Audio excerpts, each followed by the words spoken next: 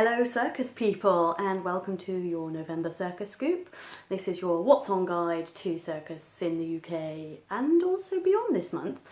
I am Catherine Kavanagh. I write the Circus Diaries website. There's reviews there, there's updates of industry events, but once a month I'll bring you your What's On guide. And actually November is a bit quiet because it's the end of the summer tenting season and the Christmas season hasn't fully started. So if you do want to catch yourself a tenting tour, most of them actually finished at the end of October. You can still catch Mr. Phipp's Wonder Circus in Peterborough until the 5th, and Santa's Circus in Basildon also till the 5th. Classical Circus you can still find at Blackpool Tower Circus, which is not in a tent, but it is a beautiful building that if you've never been, I fully recommend you go.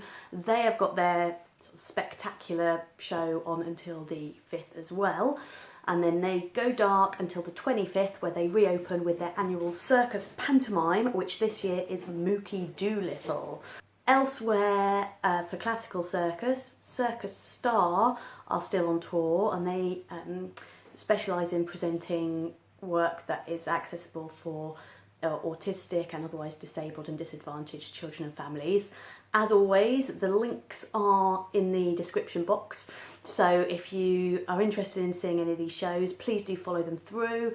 If you have any comments to add, if you've been to see them and you want to tell us how it went, go on, add your comments there. We like to hear from other people, otherwise it's just me talking to myself. So, slightly ahead of the Christmas trend, we have got the Hyde Park Winter Wonderland opening up in London later on this month, and their Zippo Circus have a tent where they put on their own sort of hour-long show, but also their Cirque Berserk show in the evening, which is a more high-octane, more adult version of a classical circus entertainment. Not as adult as the Circus of Horrors type of show, which is also on tour around theatres of the UK at the moment, but it's a little bit more stylised. I think they bill it as real circus for theatres, and just over the Winter Wonderland they pop it into a tent with their main show.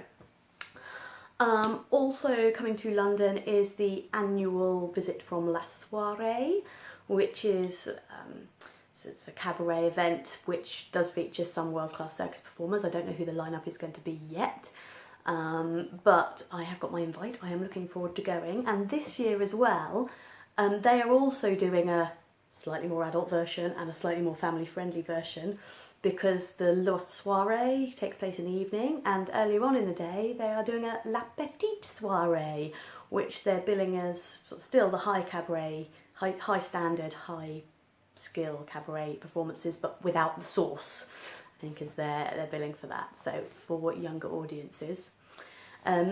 Elsewhere around London, other venues that are putting on Circus Fair would be Stratford Circus, and they've got the award-winning Tipping Point coming to them from the 23rd to the 25th of November. The Cockpit, which is a fairly new venue, but it's made itself very circus friendly already, and they have got a show called Whoops, I think that's how you pronounce it, coming as part of the European Theatre Festival. Jordi L. Vidal company, and it is advertised as including Diablo and acrobatics and beatboxing and urban dance around themes of money, so it's kind of a topical but widely accessible show. So yeah, go along to see it and tell me how it is, because I can't make that one. Also in London, the Albany have got Hiccupy's show Moonfall, which is aerial theatre for very small children, storytelling.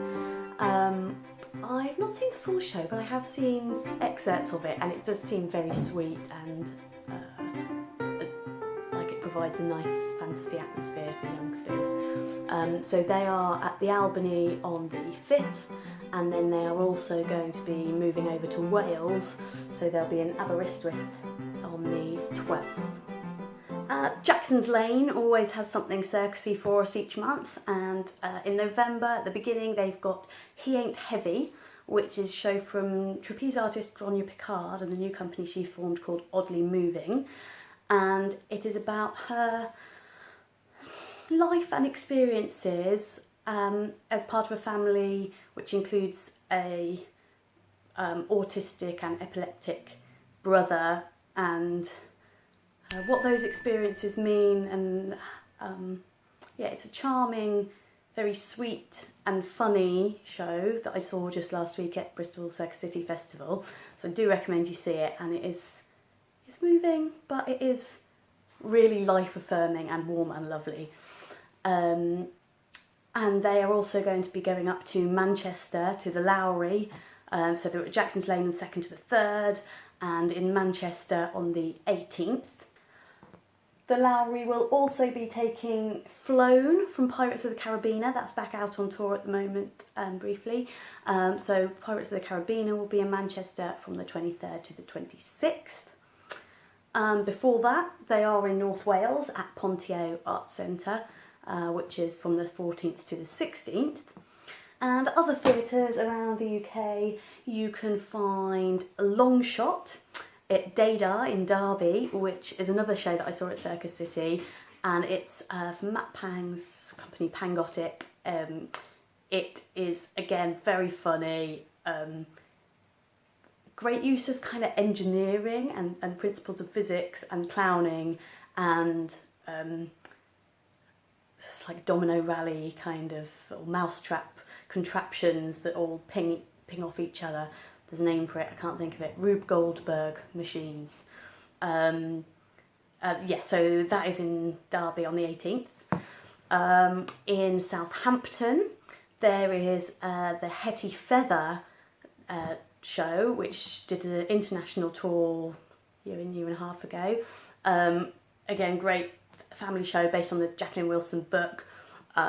It's at the Nuffield Theatre from the 21st of November, and that will run through until January.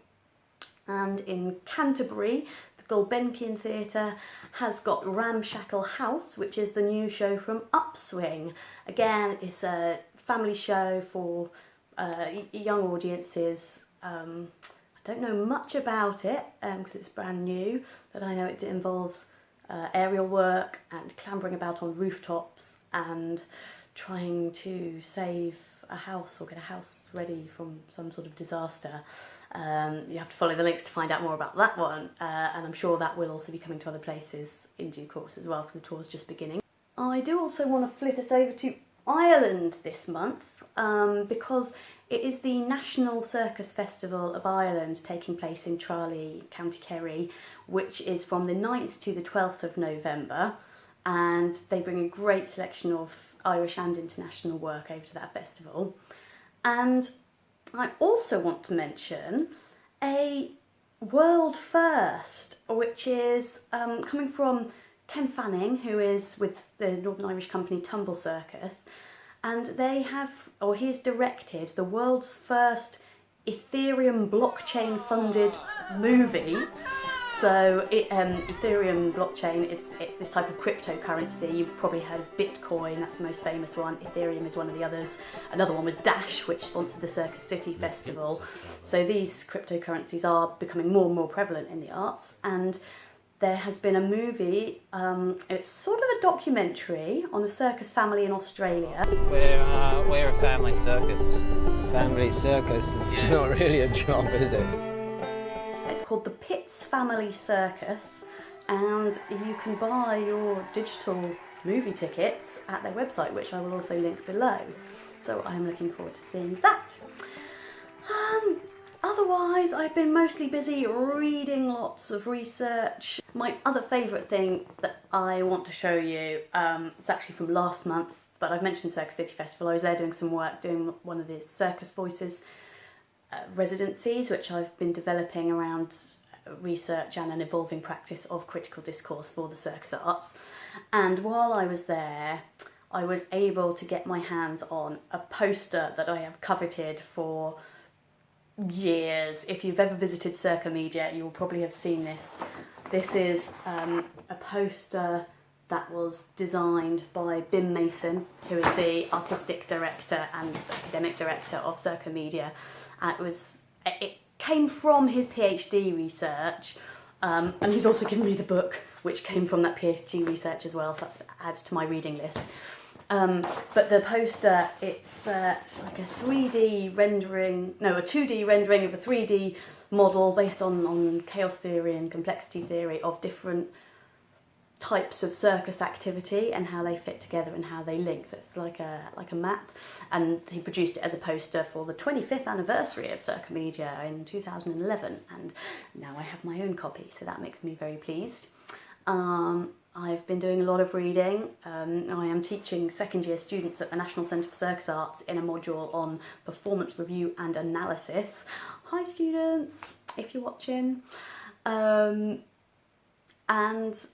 yes, it's great getting my brain linking circus to important theories around creation and creative processes in other art forms and seeing how they all link together.